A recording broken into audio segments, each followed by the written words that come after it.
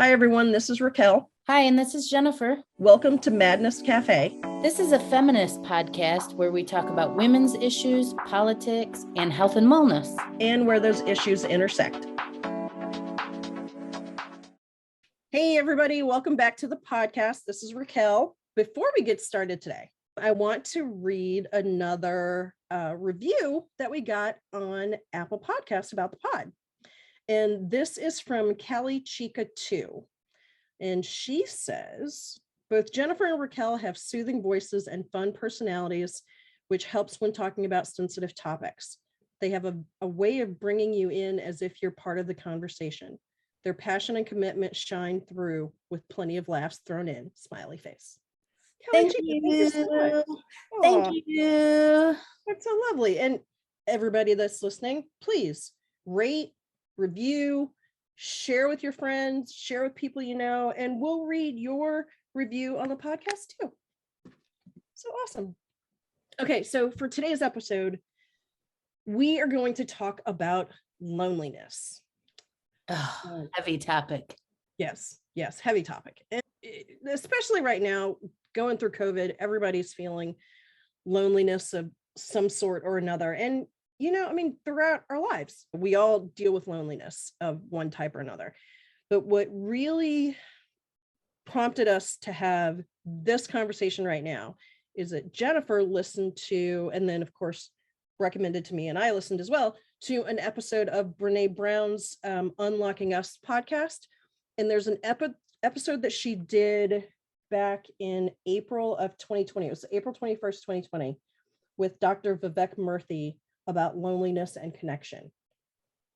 So now, because of that, we are going to talk to you all about loneliness and how we get through it, that you're not alone in feeling loneliness, which is, kind of it's kind of an oxymoron to say that, but we all go through it. Yeah. And one thing before we get started, let me just, in that episode, Dr. Murthy mentions 3 types of loneliness. So loneliness is not just one thing. It's not just, oh, I'm sitting here by myself and nobody likes me. Like, it's not, that's one way to think about it, but there's 3 different types of loneliness. The first one is intimate or emotional. And he defines that as the longing for a close confidant or intimate partner, someone with whom you share a deep mutual bond of affection and trust. The second one is called relational or social loneliness, and that is the yearning for quality friendships and social companionship and support.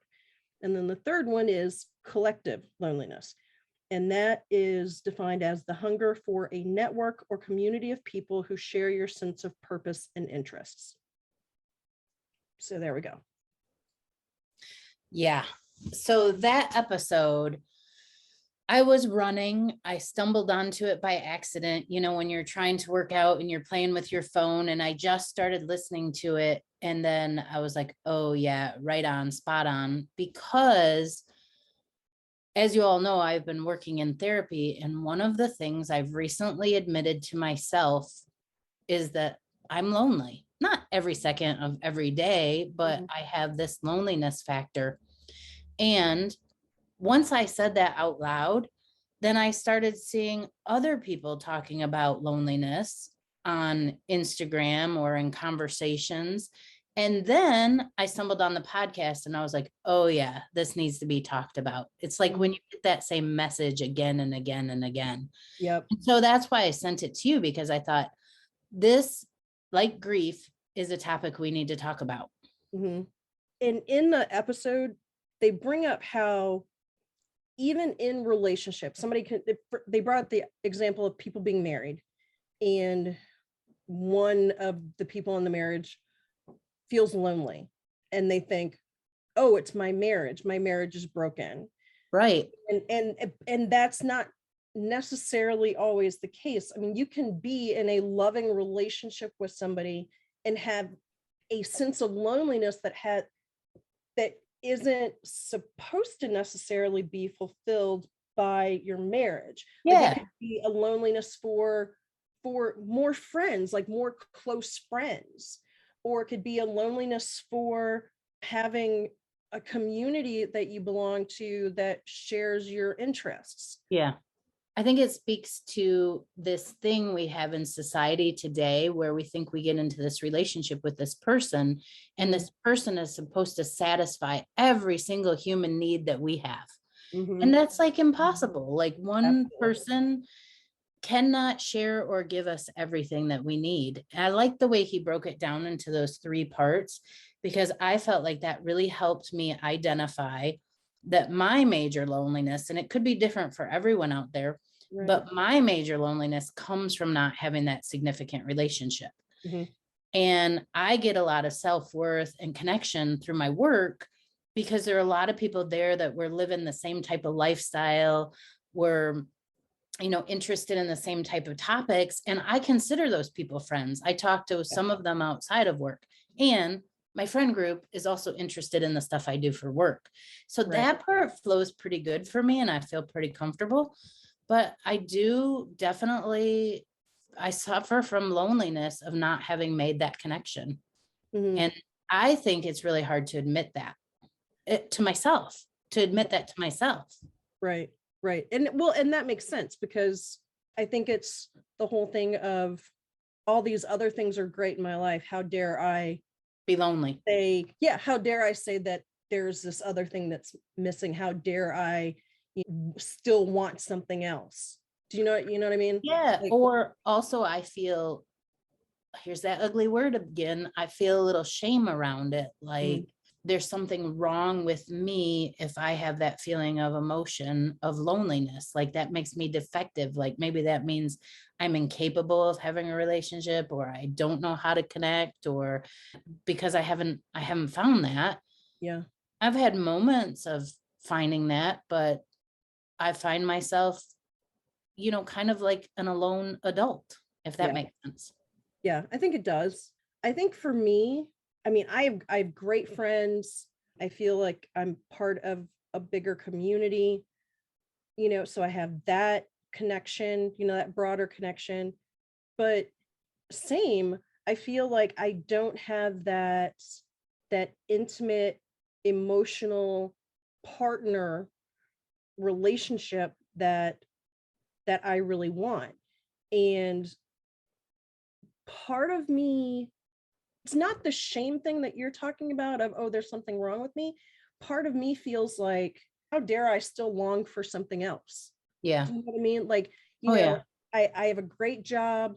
I enjoy the people that I work with very much, many of whom I consider to be friends. I feel like I'm, Shouldn't that be enough? yeah, shouldn't that be enough, right? Shouldn't that be enough? That's why I liked his work so much, because in the podcast, when he described those 3 types of relationships and how if we're missing one, we can feel a loneliness, that Mhm. sort of validated that for me. Like, oh, yeah.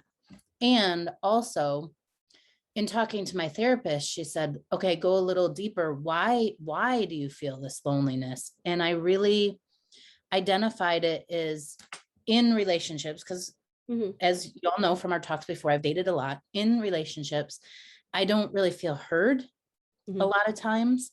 And if I don't feel heard, then I don't really feel understood. Like this is the major thing I've been struggling with for years now is I want to be 100% authentic and understood as that person. Mhm. And then also the third thing is I feel like I carry everything on my shoulders. Mhm. And so when I was talking to my therapist, after having listened to this podcast, all of a sudden I was like, I freaking got it. I freaking get this now. Yeah. Our relationships are a mirror, right? Right. Where have I not listened to myself? Where have I not really learned to understand myself and value my opinions and really put myself out there authentically? And Wow. then also, where have I refused the help and made myself carry everything on my shoulders? And then I was like, That's huge. this is why I have not found the relationship that does that, because I have not done that for myself. Mhm. And I feel like once I have that under control and I can do that for myself, then I will attract the partner that also does that. Mhm. That's Mhm. what I feel. Yeah. is going to happen for me. And then that allows me to vision this partner coming into my life that can do those things I desire, but I also do those things. Yep. Yeah. And, you know, it's interesting that as you were talking about that, you said, when I have this under control. I don't have it under control yet. Well, but it's not a control issue. Do you know what I mean? No. It's no. What do you mean? No, No, control. I don't know what you're talking about. What? That's crazy talk. What do you mean it's not a control issue? Have you met me? Of course it's a control issue. Control. I know it. No. Yeah, but I mean, what it is it's something that you continually have to work at. Okay, I'm saying, you want me to work on it as much as to you as much as I am to myself, because trust me, that's something. I actually have to do some work. Oh, that sucks. That's just like this stupid grief topic. Now you want me to work on grief, and now you want me to work on loneliness and connection. God damn it, Raquel. I know it's a lot of work. It's not easy being a human. That's so funny. Okay. Yeah. But yeah, I mean, I don't know, it's crazy. So anyway, this made me think about, have you ever been in a relationship where someone expected you to be their everything? Yeah, it's suffocating to me. We don't last very long. Yes. Yes. I've been in 2 relationships like that. And I think at the time I probably couldn't adequately put my finger on why it wasn't working. I mean, granted, both relationships, there were a listed things of reasons why they didn't work out. But the first one was in college, and then the other one was in my very early 30s. And I mean, I'm a very social person. I have friends. I like to do things. I like people. You know, I'm always interacting, whatever, blah, blah, blah. And in each of these instances, the guys were like, it was almost like they didn't have any other friends. It was just me. And I didn't like it. No. I just felt like a lot of pressure. And I just thought, this is not, I don't want, well, of course, you know, in my early 20s or late teens, I was like, I don't want this kind of pressure. I just want to have a boyfriend and have fun, right? And then in my early 30s, kind of the same thing. I was like, I really don't want this pressure. I don't want to be everything to just one person, because that's a lot of pressure. And I'm going to need you to have some friends, because I have friends and I get out, and, you know, there's some things that, I don't know, it was a lot of pressure. And I couldn't put that into words very well at the time. It just felt not right. And now, as an adult, and after several years of therapy, and hopefully from learning from all this therapy, I think what I realized is you can't be all things to one person. No. And people can't expect, and you can't expect that from somebody else, right? It reminds me of that movie, Jerry Maguire, where she said, "Oh, you complete me." I've always hated that movie for that line. I have always hated that movie. But it's like a person has this big gaping hole in them. Yes. And they want to fill it with you.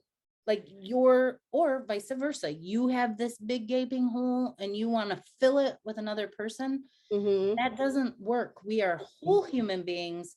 And as a whole person and a whole person, we can make a very nice couple.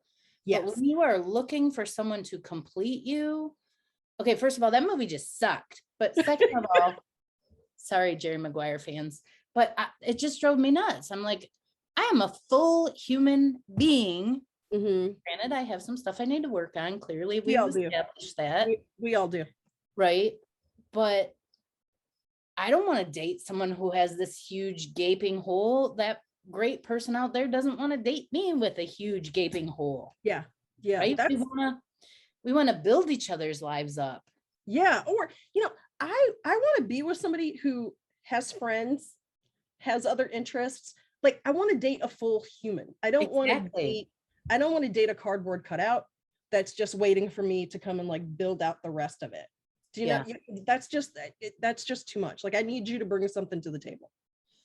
Well, and I think that's the thing is like before we get really clear on who we are authentically as a human being, and I'm 52, I'm still working on who I am authentically as a human being. I hope to get this nailed down one day soon. But but as we're working it out, we are attracting people on that same level. So if we're complete utter mess, we're going to attract a complete utter mess. If Oh, we've got our that stuff explains a lot. together, yeah, and that doesn't mean like I've told you I've dated quite a few people. Those people were wonderful people. They Mhm. were nice men who had a lot to offer, and they were learning and I was learning, and somewhere along the way it didn't match anymore. Maybe one of Yeah. us grew Yeah, and the other didn't or whatever, but there was a reason why we attracted in the first place. that's true. I mean, there's a reason. That's true. And sometimes when I'm in the dating world, I think this loneliness, this topic that we were talking about, I think it's what actually drives me because I really miss that part of having that person, like that person that you call when Mhm. something cool happens Mhm. or you share your life with them. But I wanted to take all kinds of shortcuts to get there. I Yeah. just wanted to like meet someone, not be vulnerable, not show them to truly who I am, and Mhm. then just have them completely understand me. Mhm. What Yeah, I've you learned want to is, be able to flip a switch and it's like boom, it's done. yeah, Right? Like just I want it to just happen, because the work in the middle, it's messy, it's hard, yeah, it's scary. yeah. It yeah, it's a lot. And that vulnerability thing, if you're not willing to put yourself out there 100%, then you can't get mad at the other person for not understanding who you are, right? Okay, well, see, now you're just making too much sense because I can get mad. How dare you not know the true me, even I though I've know. told Let you me something let me completely have different? my anger. How dare you not think I am your dream woman? What? You are wrong. What is wrong with you? No, I want you to have anger because anger is super important. We touched on that already. We That need is to very true. express our anger. We need to express our grief. It's okay to admit that we're lonely. We're really working on some serious shit here. Yeah, we are. Yeah, we are. Yeah. And okay, so this also makes me think. So for me, my friendships are very, very, very important to me. Yeah. Um, and I'm not always the best at maintaining those friendships. I mean, that's a skill that I'm still working on. How so? How so? I feel like you're a pretty good friend. I sometimes can feel a little uncomfortable with initiating things in a friendship, like especially when a friendship is first starting, right? Like I can be really, hesitant to say, hey, new friend, let's go do whatever, Right. Right. um or I feel like, oh, if I call this person too much, they're going to be like, oh god, Raquel, stop calling me. Or do you know Raquel, what I mean? you're so needy. Yeah, oh my god, yeah, I don't want anybody to ever think that, right? um Okay, dig deeper. Why not? Why don't you want anyone to think you're needy? We all have needs. Why not? because I feel that that would be an imposition, and being needy, quote unquote, society tells us it's a bad thing. And I don't want, and you know what it comes down to? Okay, I'm just gonna cut right to the chase. I don't want to be judged. Me neither. Yes, that's it. That's exactly it. I don't want to be judged. Yeah. I And don't my want to be kids judged. say, and I think they're right, that I spend a lot of time judging. Yeah, I do too. Yeah. But I'm human. So, okay. So I have to cut myself some slack on that. I try not to judge too harshly or too much, but I am human. There, Is I do have a judging certain is cattiness. judging a human condition, like we're sort of conditioned to judge one another? And then I think so. after you answer that one, what Mhm. are the things that you mostly judge other people about? Okay. Yes, I think it is part of the human condition. Mhm. I mean, I can be judgy about, like little bitty things. I can be judgy about, big, ginormous, heavy issues, right? Like as far as like I don't know, like itty bitty things. Why did that person wear those shoes with that outfit? Like, do they not have anybody in their life that loves them and tells them don't wear that outfit? Like, I mean, that's crap, right? That's just Right. mean. That's just mean. I don't say these things, and I don't. Well, I just said it. Matter, it's still sending it out to the universe. Well, true. Intention. But of course, then there's the thought too of, oh, what you're judging other people on, you're judging yourself. That's why I wanted to know what your biggest thing that you judged others for, because I was going to turn that back around on you and be, okay, how are you judging yourself? Because I know that's true for me. Yeah, it's very true for me. And I do judge myself about how I look, and always have. And then there's like bigger things too, like, oh, like I'll judge somebody for being an awful human being or being mean to other people. I don't think I'm an awful human being, and I don't think I'm mean to people. I mean, I am human, and I do have moments where I express, negative emotion. Right. And I'll be, I don't know, short with somebody, or I'll get annoyed with whoever's driving in front of me and they're driving like a little old lady. That kind of stuff, I don't think, I mean, that's like the little stuff, right? It's the bigger things of judging somebody on whatever their outfit or why they say words the way they do or whatever. And that's, and I get it. It's all inwardly directed as well. Because trust me, nobody is harder on me than I am on me.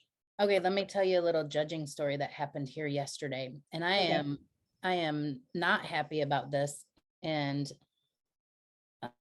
shame's a bit hard. I'm not feeling shame, but I'm disappointed in my reaction. So yesterday I went to visit a friend in the hospital, and I had a ton of errands I needed to run, and I took myself out to lunch.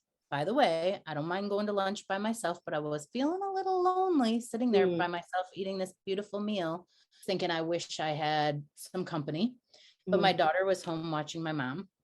My mom has this crazy thing where she's obsessed with laundry. She's digging it out of we have clothes everywhere. It's a huge mess. Olivia cleaned it all up yesterday. And then when I got home and I came in and I went in my room, there was a basket of laundry in my room. And I was like, who put that laundry in my room? And she was like, I cleaned everything up. I just wanted you to go through that. And I had this terrible reaction. And I started like yelling at her, and I was like, I can't believe you getting in my stuff and blah, blah, blah. And I also have done this with my niece, because my niece also came over and cleaned up all of grandma's stuff for me at one point. And there was a little yelling back and forth. And then my youngest started crying because Olivia and I are like yelling and, the family drama. And then I went to lay down and take a nap and think about it. And what I realized is that I was feeling all this judgment. So I went to talk to her about it, and she's like, I don't get why you would feel judged. And I said, I feel judged because I know all these clothes are all over the house, and I'm just tired of picking them up. So I quit doing it. So when you or Chelsea or somebody else cleans them up, I feel judged. And she was like, well, don't feel judged. We're just trying to help you. We're trying to help. Right. And I said, but just because you tell me that doesn't take away my internal feelings of not feeling good enough. I'm not good enough. I don't keep up with it. It seems like every time someone takes care of my mom, who's not me, gives me all these ideas, and it feels like what they're saying to me is, you don't do a good job of it. Let me tell you how it should be. And I know that's not what they're trying to do. Like on a intellectual level, I can see they love me, so they're trying to help. Right. Yeah. But it feels to me like judgment. So then I have to think, okay, if they're not judging, then who's doing the judging? Yeah. It's me. Yeah. I'm doing the judging. And the same thing with the body issues, right? Like I struggle with that too, Raquel. I've been struggling with that since I was a kid. What I look like, how my body is. I lost weight for the first time before 6th grade. I lost 20 pounds. Wow. And I started to put that weight back on. Everybody, I felt, judged me, but it was also probably my own judgment. And why is our society so damn fucked up around what, by the way, I know you have a hard time hearing this, but you are freaking beautiful. Every time my mom sees your face, she's like, oh, she's so beautiful. I'm not kidding you. Thank you. You are beautiful. Are Thank you you. perfect? What's perfect? I'm not perfect. You're not perfect. No. No one is, right? Yeah. But I wish if I could give one gift to this world, to women, one gift that I need and everyone needs is like Mhm. the ability to really see ourselves clearly without all this dysmorphia about what we really look like or why it even matters, or like, where is our worth? What's our worth? Our worth is not our body. Our worth isn't even our mind. Our worth isn't our work. Our worth is the fact that we're a human being born on this earth, right? Right. Yeah, you're absolutely right. And But none of us can but that's feel so it. hard. But that's so hard to feel sometimes. I Do you know. know what I mean? You know? Oh God, And do I know. and it's funny that you bring up your mom seeing us on your computer and then going, "Oh, so beautiful." Literally, oh my God, literally earlier today when I was getting dressed and I was thinking about that and I was like, "Oh, that's so nice." And then my literally not kidding you, my second thought was maybe her mom meant you, that you're so beautiful. And then, oh, but no, here, this is where therapy kicks in. Then my second or my third thought was, oh, maybe her mom meant both of us. My mom has, she has in her, because she has Alzheimer's, in her brain, she's reverted to like the truthful honesty of things like kids do. Mhm. And most of the time, she's very sweet and kind. Now, once in a while, she says horrible, awful things. And usually, what she says is true. Like, she'll tell someone they're overweight. She'll be like, Mhm. and we'll be driving in the car and she'll say, that house looks like junk, because she has reverted to Yeah. the honesty of a child. Yeah. But what's the beautiful thing about my mom is mostly she sees beauty. So she Mhm. sees you up on the screen every single time she tells me you're beautiful. And I know it's you because I'm looking, but she also tells me there are things about me she really likes. Like, she'll go, I love your hair. She always says Oh, my hair. So she'll tell me about that. When Olivia gets dressed and goes, she's like, oh, you're so beautiful. And she'll say things to Gabby. I mean, she does see the beauty. She'll tell all of us we're beautiful, which is oh, awesome. But I also wanted you to know that she thinks you're beautiful too. well, thank you. If it can help, tell your mom thank you. I don't know if that registers with her the way things are right now, but I receive that and I take it in and I think that's lovely. So thank you for telling me that. Yeah. Yeah. And I am better about being able to accept that kind of energy and that. Good. Yeah, I mean, because I mean, there were times when I was not able to receive that, and I definitely didn't think it about myself. I mean, Yeah. I'm better. I mean, I do, I see my own beauty. I mean, it sounds a little weird to say that. Well, it's hard for you to say it. It's very hard. Yeah, that's okay.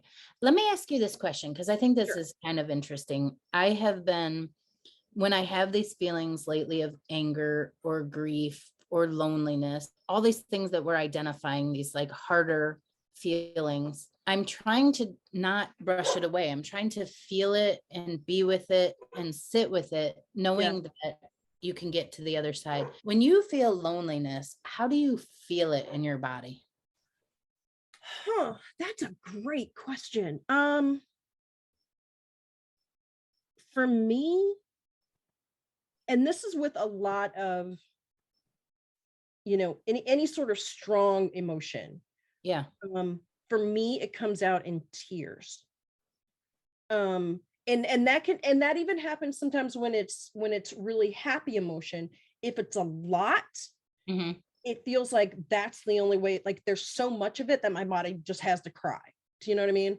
Yeah. Um, and especially if it's a negative emotion, like loneliness or anger or grief or sadness or whatever. I mean, those emotions definitely come out in me as tears and as crying. And sometimes it feels like I can't sit still. Do you know what I mean? Like it just feels heavy and I need to get it off me. I need to get away from it, right? Like I need to move. I need to get in a different location. And does that work? If you get up and move, does that work? Sometimes moving as far as exercise can help me with that. Like say if I'm upset about something and, you know, I need to go out and get fresh air, or I need to just go somewhere else and process it, right? Like by myself. Yeah. But then there's other times where I just need to hide from it. And so I buffer and you know, and everybody has ways of buffering. Sure. As I get older, I realize I have multiple ways of buffering. Yeah. You know, there's food, there's wine. I love my food. Yeah, I love my food. I love my wine. I love my cocktails. Television, something that literally is going to take my attention, right? Like sitting down and trying to read when I'm having so much emotion, can't do it. Yeah. I can't do it. But other things that will like fully occupy my attention and occupy my time, yep, those will do it. But sitting down and like doing something where I'm still, really, really hard for me. Like reading is very hard for me at that point. Sometimes journaling feels like it's too hard at that point. Uh-huh. Yeah. So it literally feels like there's something either weighing on me or inside me that is just fighting really hard to come out. See, for me, when I'm feeling like lonely, Mm. I'm not even really very aware of it because I feel like I'm a very busy person. I've got a pretty complex schedule. I've got my kids around me, my mom around me. I have all these people around me. I shouldn't be lonely, right? So I'm not even aware of that loneliness. What comes out is my complete and utter bitchiness. I turn into bitch. Like seriously, like we were picking up an order from drive-through grocery, and I asked the woman a question and I didn't like the way she answered it, and I kind of went off on her. And my daughter was like, "Mom, you work in the service industry. What are you doing?" And I'm like, "Well, that was a dumb answer. That was a stupid answer." And she's like, "But it was the answer." And I'm like, "Well, she shouldn't have told me that answer." Like it's irritation about things that normally wouldn't bother me. And it brings out my inner bitch. So like when my daughter was taking care of the cleaning, I was bitchy about it. When things that my mom does that barely ever bother me, I'm bitchy about it. And then I can tell I'm on edge because I'm not nice.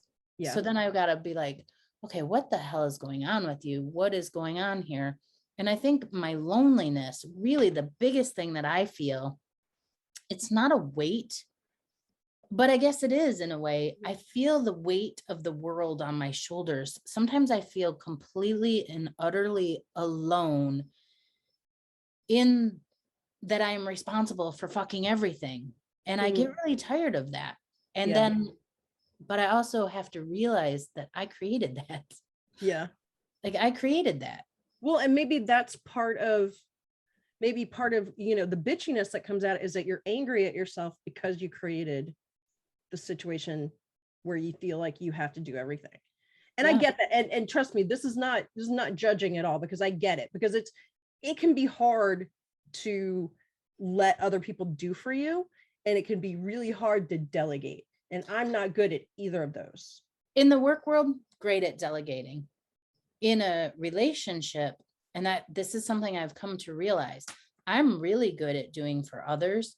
I'm not very good at allowing them to do for me. I think it comes from the fear of abandonment, because I feel like I need to know how to do this myself, take care of everything in case you disappear. Yep. So I can't have you doing it because you might not be here tomorrow. Yeah. Do you know what I'm saying? I do. Absolutely. It is like I'll take care of this because then I don't have to depend on your ass. But then think about this. If you were my partner and I didn't depend on you for anything or let you do anything or trust you with anything, would you feel close to me? No. Right. Yeah. Yeah, exactly. I've been sabotaging my own relationships. Right? We all do. that did not make it easier for you at all. I'm sorry. It's But ludicrous. It's yeah, ludicrous. it makes no sense. I mean, humans are messy. I mean, thank God for therapy, for sure. It's ludicrous. It's like, I want you to know the true, authentic me, but I'm not counting on you for anything. So stay away, keep that wall up. Stay like 40 feet away. And then I'm going to be surprised when it ends. Wait, Yeah. but we were getting so close. Not. But I love you, just not enough to let you in. Why are you leaving? Oh, wait, come back. But I love you. I think I love you. Maybe I don't love you. Do I love myself? I don't even know if I love myself. How can I love you if I don't love me? What does Like, love mean? Why are you leaving? What is love? Why are you getting too close? What are you I doing? love you. I love you on a universal love way, but I love everybody. No, I don't know. I don't even know what those words mean sometimes, Raquel. Girl, I have no idea. I have no answers. I literally have no, although I do like to think that I know everything. I just me don't too. have answers. If you ask me, I'll tell you how to live your life. Oh yeah. Oh yeah. If other people would just listen to me, their lives would be much better. I think we just uncovered a lot. Oh yeah. Yeah.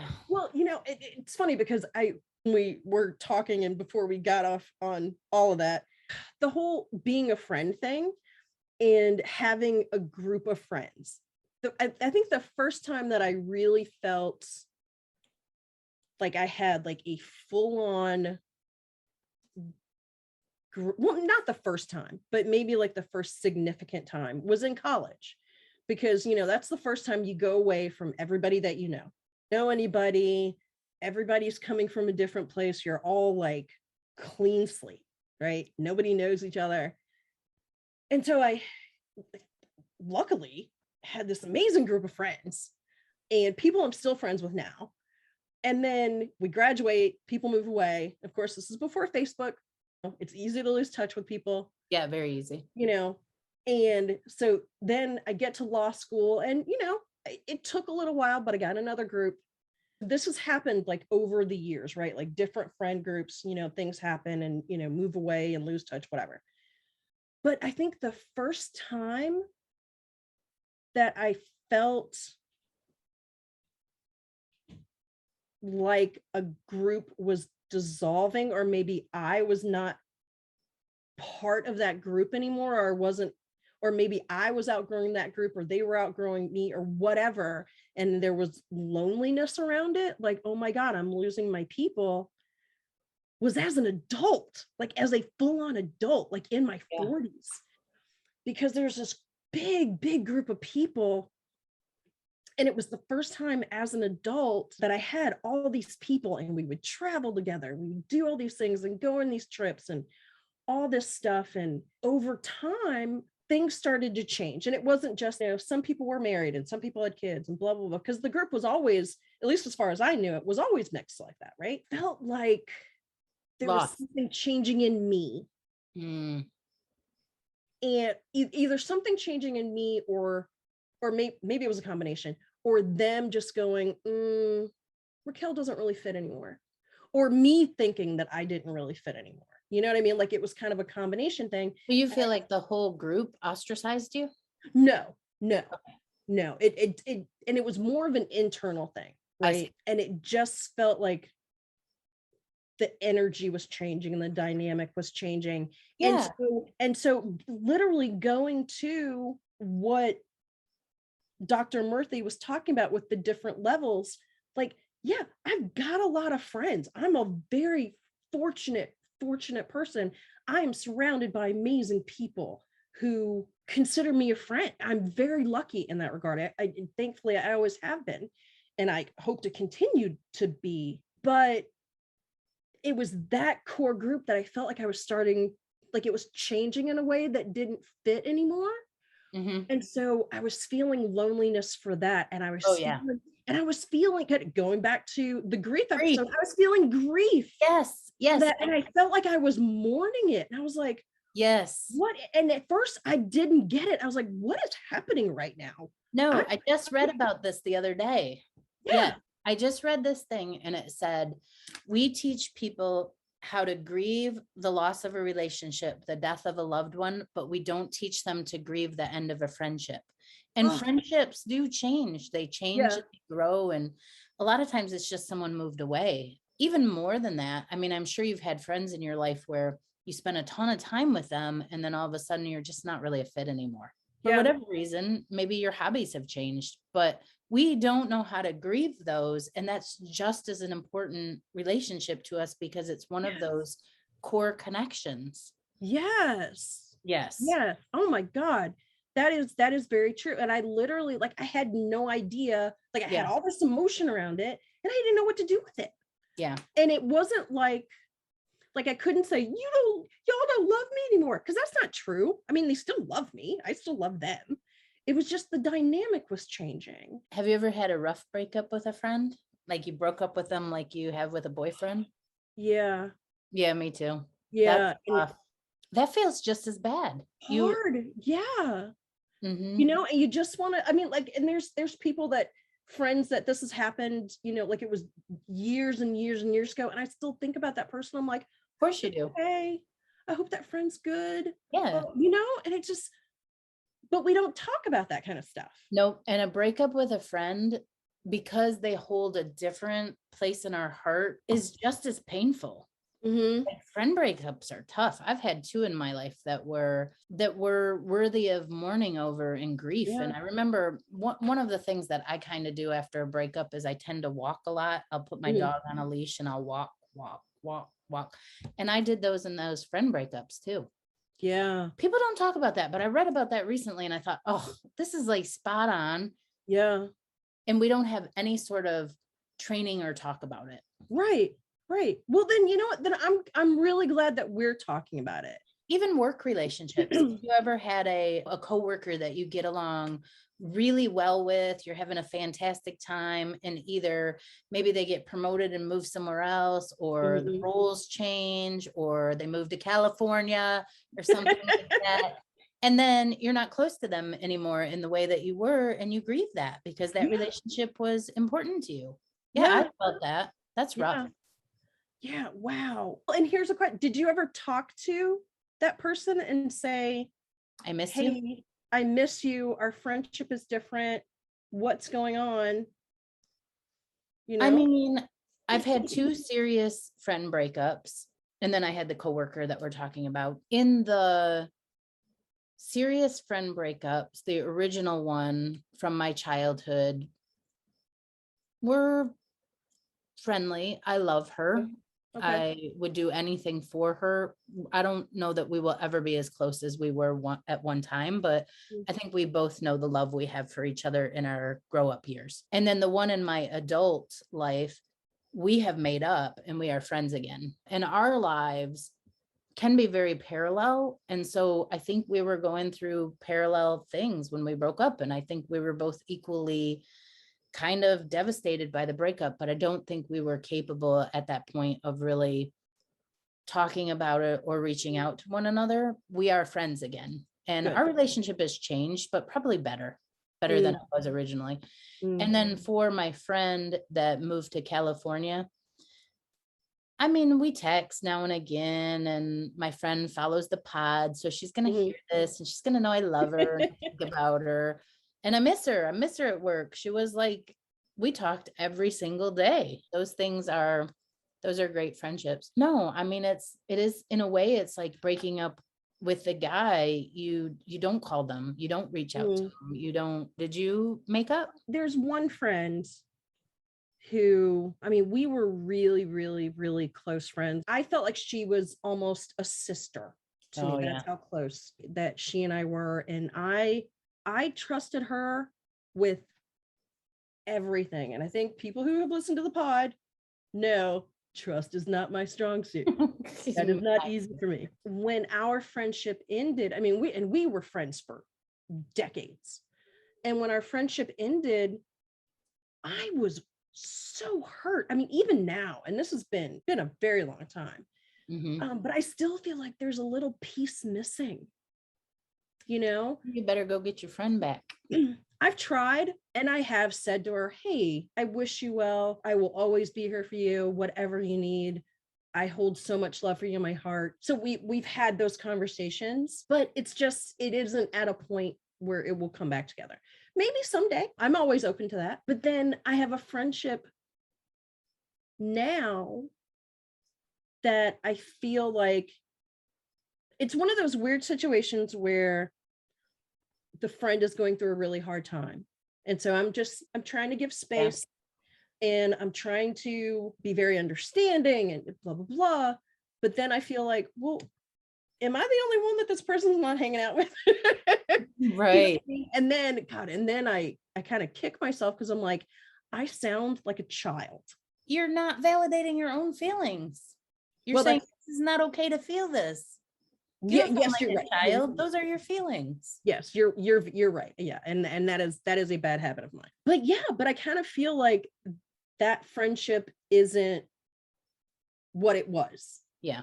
And and I've tried to ask, like, hey, are we okay? And they're like, sure, we're great. But Everything's it fine. doesn't feel right. Your vibe says no. Yeah, but I do feel like, oh, things aren't the same. Yeah. And okay, granted, yes, I can be a big old chicken and I'll just be like, no, that's okay. I'm not going to ask. It'll be fine. Whatever it is, it'll happen. And whatever. But there's a part of me, aside from being a chicken, that doesn't want to ask because A, I've asked before, and B, this person's going through a lot. Yeah. A lot. And maybe this is just their way of dealing with what they're going through. Okay. And I don't want to add to Okay. what this person's already going through. I heard something this week that made a lot of sense to me. And I don't know if that's this person's situation, but I relate this back to my sister. My sister died when she was 30 something, 36 maybe. And she was a drug addict, and she had been sober for many years. She relapsed, etc. And she was full of shame, like full of shame, which, okay, I knew all this. And then this week I heard from somebody, when someone is experiencing shame, they cannot feel empathy. So if they are in their world of hurt, when someone is in this world of hurt, they cannot think about you as their friend. Right. So I was relating that to my sister. So I was always like just heartbroken, like why she couldn't stay alive for me. Like, why would my love, and your children, for God's sake, my niece and my nephew, why was their love not enough to keep you on this earth? Right. But what I heard, actually, it was on one of Brene Brown's podcasts. She said her research proves that when someone is in the pit of shame, they cannot feel empathy. So they're in this shame about whatever it is. I'm a drug addict. I'm a terrible person. I don't take good care of my kids. I'm a terrible sister, whatever it is. At that same time, they cannot feel empathy for what they're putting you through. So maybe what your friend is going through right now, she can't think about you at the moment. Right.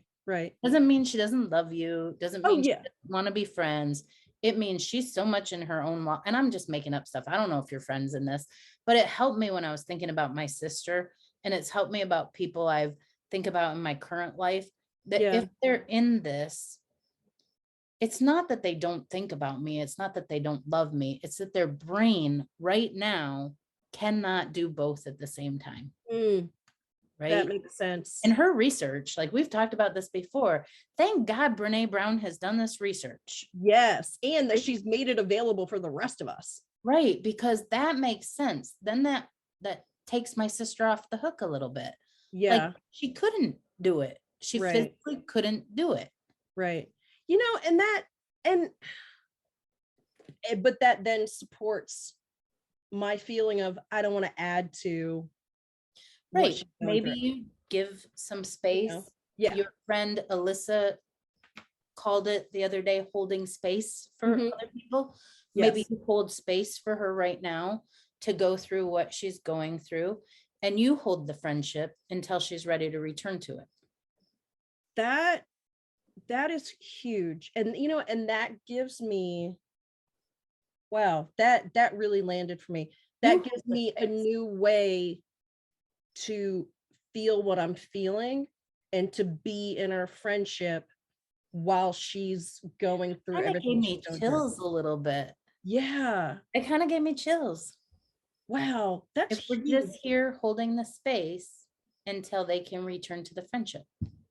That's huge. Yeah. Wow, that's huge. I love that. And you know what's really funny? What? It's not funny, haha, but Yeah. funny, like just us talking, Mm. I feel less lonely. Yeah. Yeah. I do. Yeah. Well, talking about things and realizing that other people feel similar things Yeah. makes you feel less lonely. And, talking and you talked about this on a previous episode. When you talk about things, it gets them out into the light. Yeah. And so they aren't as heavy. Yeah. And you realize, oh, I'm not the only one who feels this. I'm not the only one going through this. And by the same token, what you just said, when someone listens, that person is holding space for you. Yes, exactly. Yes. And that feels like true friendship, that someone's willing to hold that space for you. Yeah. Doesn't that feel like friendship? It really does. Yeah. I mean, that literally, that just sits in a very warm way on my heart. Like it's just like, it's like a hug. Man, we just did our own therapy. We did. Our therapist would be proud of us. They did. Oh, well done, Raquel. Thank you. Well done, Jennifer. You know what? I would really love to hear from our listeners their experiences with this. Yeah. With loneliness or friendships changing, or friendships changing and then coming back in a new way and maybe even stronger, but different, but stronger. Or just, I mean, any of this that we've talked about today, I would really love to know about our listeners' experiences with this, or just their experience of listening to us talk about this. Very interesting. I was asked a very interesting question the other day before we wrap this up. My ex-boyfriend said to me, when we broke up a year ago, did you know you were going to feel this lonely? And I was like, I did. I did know I was going to miss him. I did. Mm. And I still chose to do it anyway. So that's interesting, right? Like loneliness isn't going to kill us. No, it's not going to kill us. And some things are worse than loneliness. Being with somebody who's not right for you is worse than being lonely. Loneliness doesn't kill you, but being with the wrong person can chip away at you. And yeah, I think it's more, I don't know if necessarily who is right or wrong, or I was right or wrong. I feel that I hadn't done this work about why I am lonely. I was lonely before I met him. I was sometimes lonely in the relationship. I was lonely after I met him. None of that is because of him. None of that is his fault. It's because I didn't listen to myself. It's because I didn't try to truly understand what it is I want.